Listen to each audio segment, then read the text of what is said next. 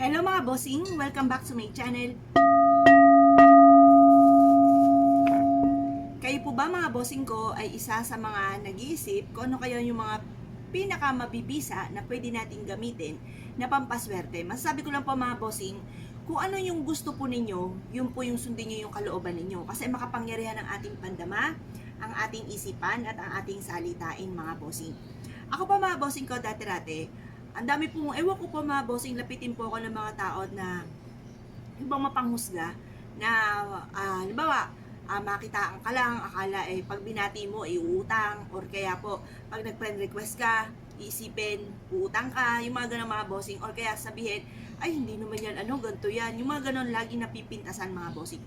Like ko sinasabi noon mga bossing ko sa mister ko, hayaan mo lang sila, panahon nila ngayon. Like ko sinasabi yun, hayaan mo lang sila, tahimik ka lang, at soon tayo naman.